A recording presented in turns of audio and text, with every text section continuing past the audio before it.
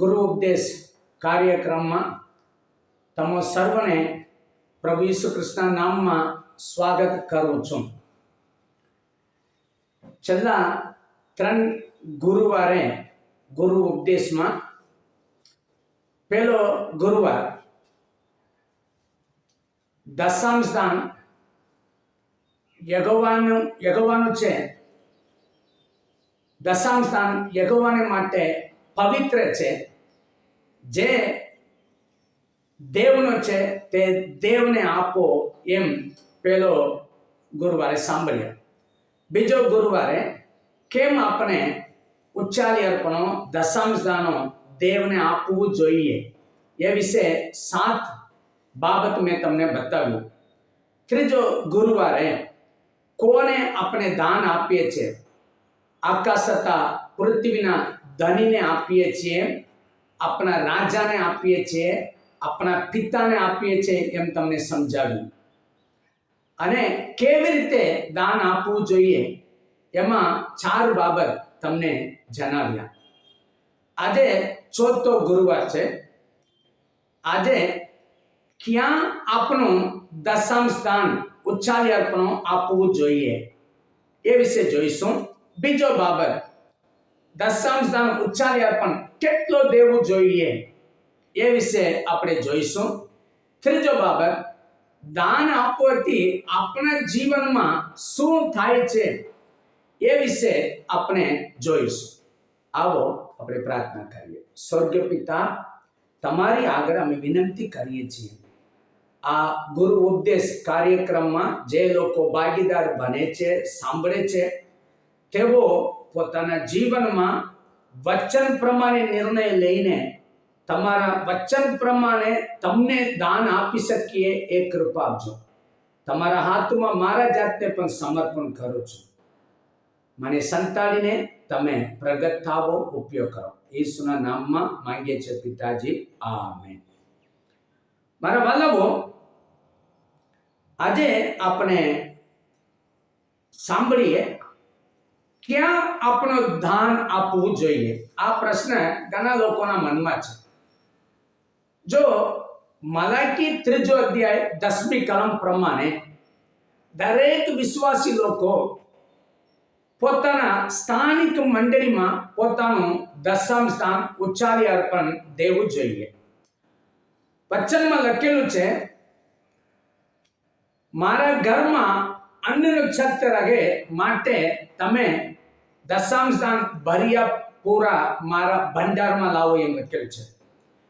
સાથે બાઇબલમાં જો નિર્ગમન પુસ્તકમાં પુનર્નિયમ પુસ્તક 12મો અધ્યાય 15મી કલમમાં લખેલું છે, જે સ્થળ તમારો દેવ તમારા કુળમાંથી પસંદ કરે તે સ્થળમાં આવીને તમારો દશાંશ દાન ઉચ્ચાલી અર્પણ માનતાઓ બધું અર્પિત કરો એમ લખેલું છે.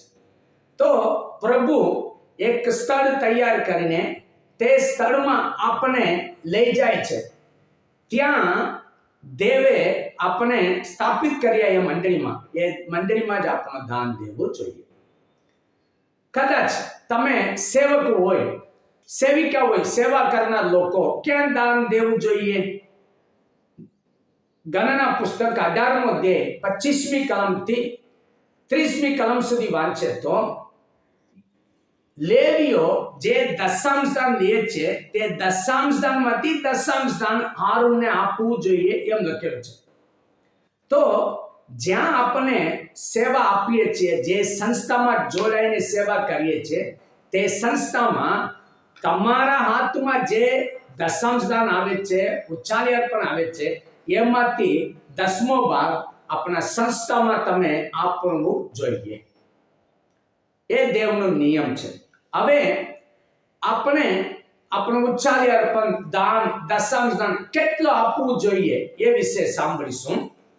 હિબ્રોના પત્ર 7મો અધ્યાય 2જી કલમ વાંચે તો ત્યાં ઇબ્રાહિમ મલ્કીસેદેકને બધી લૂંટમાંથી 10મો ભાગ આપ્યો એમ લખેલું છે. ઉત્પત્તિ 14મો અધ્યાય 20મી કલમમાં વાંચે તો ઇબ્રાહિમે સર્વમાંથી 10મો ભાગ આપ્યો એમ લખેલું છે. મતલબ શું છે? તમારા હાથમાં જેટલા પગાર આવે છે, જે કમાણી તમારા હાથેથી કરો છો, એ સર્વમાંથી, એ બધીમાંથી તમે તમારો દશાંશ દાન તમારા ચર્ચમાં અથવા તમે જ્યાં સેવા કરો છો તે સંસ્થામાં તમે આપવું જોઈએ. અને બીજી એક બાબત લખેલું છે બાઇબલમાં, યાકૂબના જીવન વિશે લખેલું છે. ઉત્પત્તિ 28મો અધ્યાય 22મી કલમ વાંચે તો યાકૂબ માનતા રાખીને બોલે છે, જે તમે મને આપશો તે સર્વનો દશાંશ હું તમને ખચિત આપીશ. યાકૂબ બોલે છે, જે મને તમે આપશો તે સર્વનો દશાંશ હું ખચિત તમને આપીશ. મતલબ શું છે? તમારા પગારમાંથી દશાંશ દાન આપો. તમે જે કમાણી કરો છો એમાંથી દશાંશ દાન આપો. તમને જે ગિફ્ટ મળે છે એમાંથી દશાંશ દાન આપો. જો તમારી પાસે માલ મિલકત વધારે હોય, તે દ્વારા તમને આવક હોય, એમાંથી દશાંશ દાન આપો. તમે સરકારી નોકરી કરીને નિવૃત્ત થાય તો તમને પીએફ મળે છે, તેમાંથી દશાંશ દાન આપો. તમે કઈ ફિક્સડ ડિપોઝિટ તમે કરો છો, એ પાક થઈને તમને પૈસા મળે છે, ત્યારે તમે એમાંથી દશાંશ દાન આપો. જો તમને વર્ષમાં એક વખત તમારા કંપનીમાં સરકારે બોનસ આપે છે, સેવકોને નાતાલ ગિફ્ટ આપવામાં આવે છે, એમાંથી તમે દશાંશ દાન પ્રભુને આપવું જોઈએ.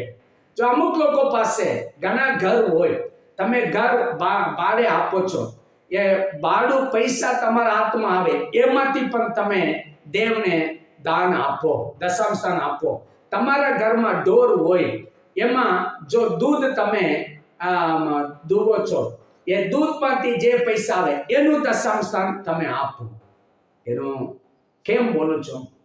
ઇબ્રાહિમ સર્વમાંથી, બધી લૂંટમાંથી યાકૂબ સર્વનો 10મો ભાગ આપીશ એમ બોલે છે. એનો મતલબ આ છે, દેવની કૃપાથી મારા જીવનમાં મારા હાથમાં જે કંઈ દાન આવે એને લખીને, ડાયરીમાં લખીને હું દર મહિના દેવને આ પ્રમાણે દાન આપું છું.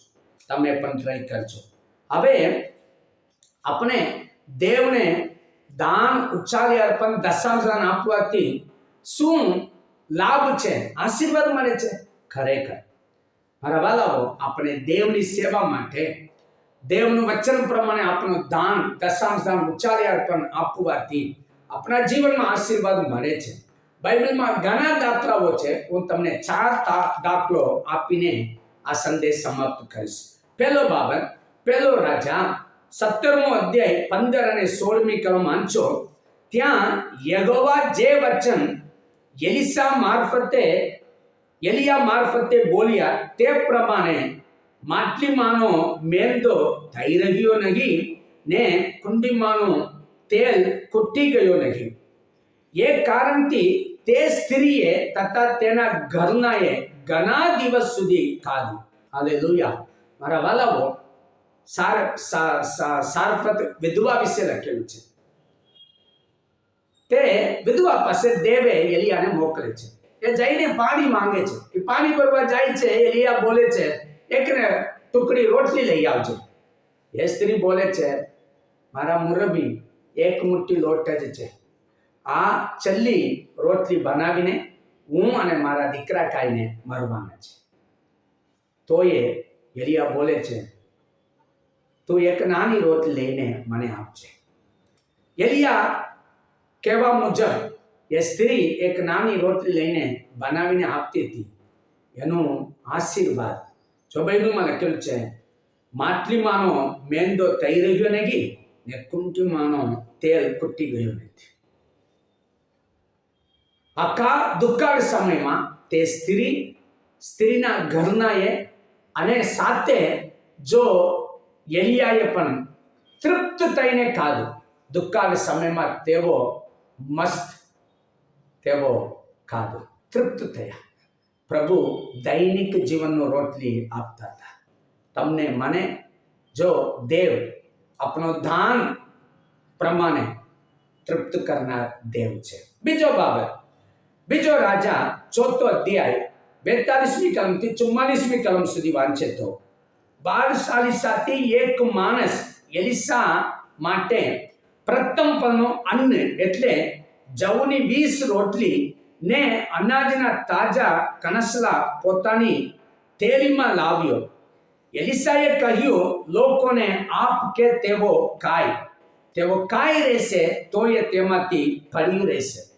મારા વાલાઓ, એ દેવના ભક્ત એલિસા માટે જ તે 20 રોટલી બનાવીને લઈ આવ્યા. પણ એલિસા બોલે છે, પ્રબોધકોના પુત્રો મારી આગળ બેઠા છે, તેઓને આપો. તેઓ 100 લોકો હતા. આ માણસ ડરે છે, હું કેમ આપું?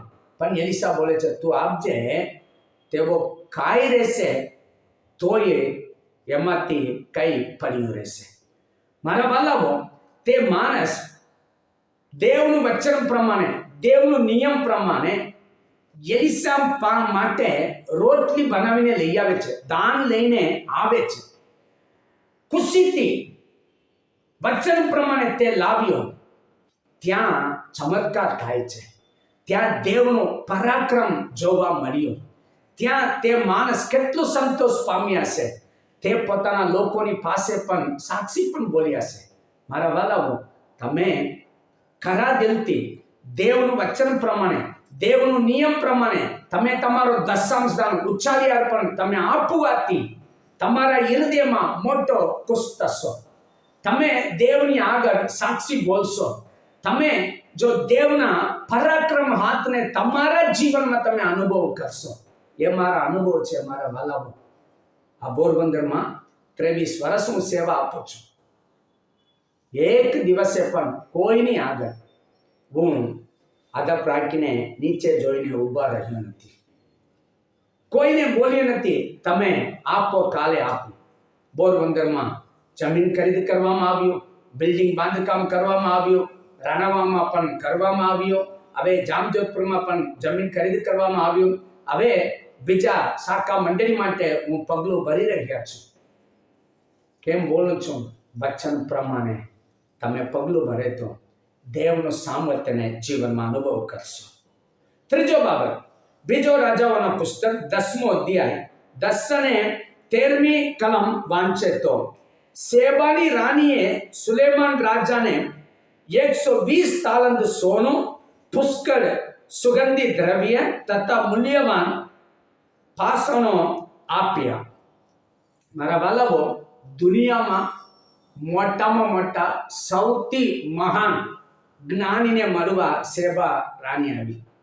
તે કાલી હાથે આવી નથી. 120 તાલંત સોનું એમ લખેલું છે. એનું વજન હું તમને બોલું, 4080 કિલો સોનું લાવતી હતી. એટલે 4 ટન લાવતી હતી. સાથે સુગંધિત દ્રવ્ય અલગ, મૂલ્યવાન પાષાણો અલગ. મારા વાલાઓ, તે સ્ત્રી સુલેમાનથી એના રાજ્યમાં જતા સમય જે કંઈ માંગતી હતી સુલેમાન પાસે, સુલેમાન તે બધું આપ્યું. અને પોતાના રાજાના સ્થાન પ્રમાણે એને બીજું આપતા હતા. એ અલગ છે એમ બાઇબલમાં લખેલું છે. મારા વાલાઓ, તમારા દેવને તમે ભજન કરવા આવો છો, તેમની સન્મુખમાં ખાલી હાથે આવવાનું નહીં. તમારો દાન સહિત, દશાંશ દાન સહિત, ઉચ્ચાલી અર્પણો સહિત આવો. તમારા મનની ઈચ્છાને દેવ પૂર્ણ કરશે.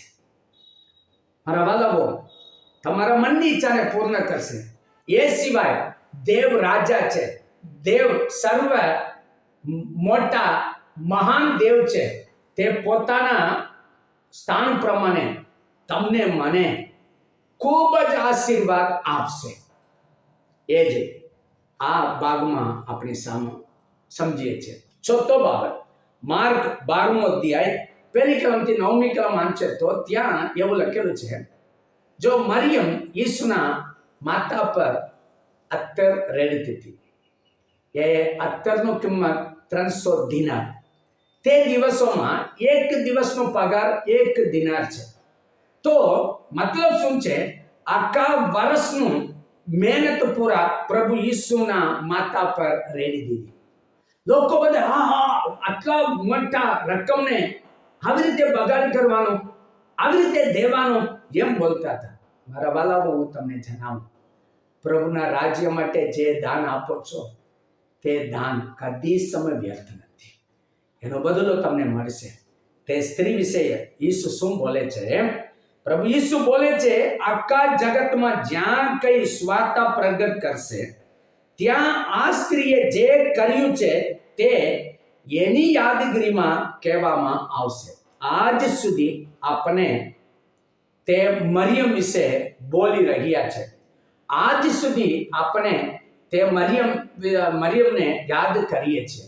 મારા વાલાઓ, તમે દેવના રાજ્ય માટે જે દાન આપો છો, જે દાનનું આમેન સ્મરણ તમારા મંડળીમાં, તમારા સંસ્થામાં રહેશે. પ્રભુ તમને ઊંચા કરશે, તમારા નામને મોટું કરશે. દેવ તમને આશીર્વાદ આપે. હાલો આપણે હાથ જોડીએ, પ્રાર્થના કરીએ. સ્વર્ગીય પિતા, આ ગુરુ ઉપદેશ 4 અઠવાડિયા આપવામાં આવ્યો. દશાંશદાન દેવનું છે, દેવના માટે પવિત્ર છે. જે દેવનું છે તે દેવને આપો એમ શરૂ કરીને આજે દાન આપવાથી જીવનમાં સંતોષ મળે છે. જીવનમાં દૈનિક જીવન માટે જે ભોજન જોઈએ એ મળી જાય. મનની ઈચ્છાને પ્રભુ પૂર્ણ કરે છે અને તમારું નામ મોટું કરશે એમ સમજાવવામાં આવ્યું. લોકોને તમે આશીર્વાદ આપો. લોકો વચન પ્રમાણે તમારી સન્મુખમાં પોતાનું દાન લઈને આવે. તેમને આશીર્વાદ આપો. સર્વમાન મહિમા ગૌરવ તમને આપું છું. ઈસુના નામમાં માંગુ છું પિતાજી, આમેન. તમે સર્વને જય પ્રભુ ઈસુ બોલો છો. પ્રભુ તમને આશીર્વાદ આપે. Thank you.